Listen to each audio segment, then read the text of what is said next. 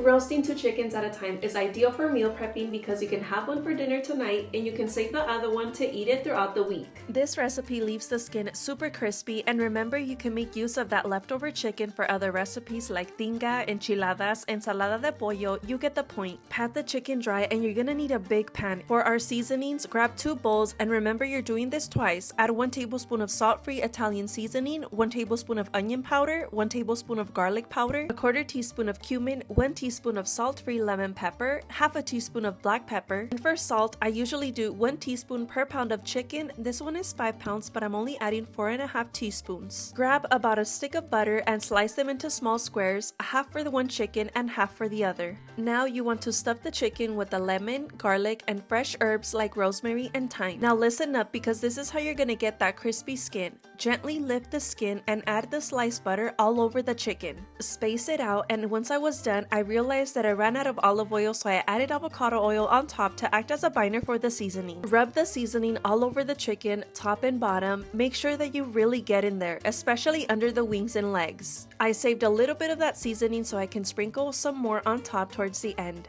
Grab some twine and tie the legs and tuck in those wings. Now sprinkle the remainder of the seasoning. I did use my fancy thermometer, and you're gonna bake this at 425 degrees until the internal temperature reaches 165 degrees. The baking time will vary depending on how big the chicken is. Mine took about 2 hours.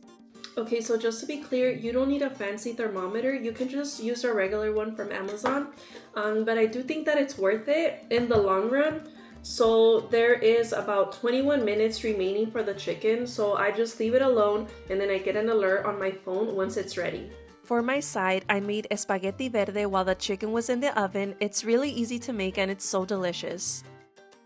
Once the chicken is ready, you're gonna let it rest for 10 minutes. Let's try this. My favorite part is always the skin, and it came out so crispy.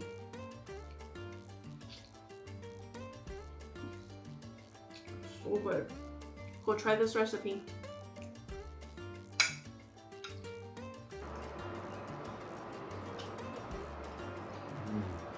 Good. Yeah. And that's it. I hope that you enjoyed this recipe.